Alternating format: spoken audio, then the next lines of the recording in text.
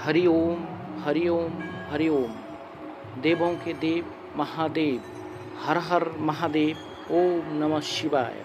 Some आदरणीय श्रोतवृन्द ज्यूहरू, म आज तपाईहरू सामु बेहना बाबा मन्दिरका बारेमा केही कुरा साभार गर्दैछु। बेहना बाबा मन्दिर कैलाली जिल्लाको धनगढी उपमहानगरपालिका वडा नम्बर 16 रामपुरमा अवस्थित शिव भगवानको प्रसिद्ध धार्मिक तथा ऐतिहासिक पर्यटक स्थलका रूपमा रहेको छ।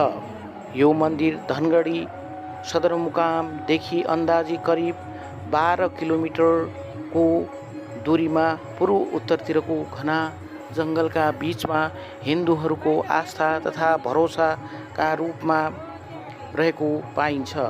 यो मन्दिर कहिले कसबाट स्थापना भएको थियो भन्ने ठोस प्रमाणित अभिलेखहरू भेटिँदैन, तर पनि स्थानीय किंवदन्ती अनुसार एकजना शिवभक्तको कैलाश पर्वतमा गरेको तपस्या तथा भक्तिबाट प्रभावित भएर शिव पार्वतीद्वारा एउटा सुन्दर शालिग्राम प्रसाद वा उपहारका रूपमा प्राप्त गर्दछन्।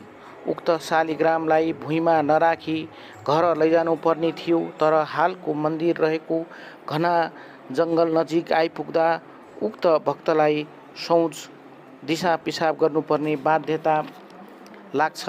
त्यति बेला त्यहाँ ग्वालालाई भेटाई सहयोग मागी आफ्नो समस्या दर्शाई उक्त शालिग्राम ग्वालाको हातमा दिई आफू शौच गर्न लाग्छन्। शौच गर्दा भक्तलाई अलि समय लागेको देख्दा ग्वालाले उक्त शालिग्रामलाई भुइँमै राखी आफ्नो बाटो लाग्छन्, तर केही समयपछि भक्त फर्केर आउँदा ग्वालालाई नदेख्दा मन खिन्न बनाउँदै यता उति भौतारिन्छन्, तर शिव पार्वतीबाट उपहारका रूपमा पाएको सुन्दर तथा अपार शक्तिको स्वरूपमा रहेको शालिग्रामलाई भुइँमा राखिएको भेटाउँछन्। भक्तले उक्त अनमोल वस्तुलाई भुइँबाट उठाउन खोज्दा असफल तथा निराश हुन्छन्।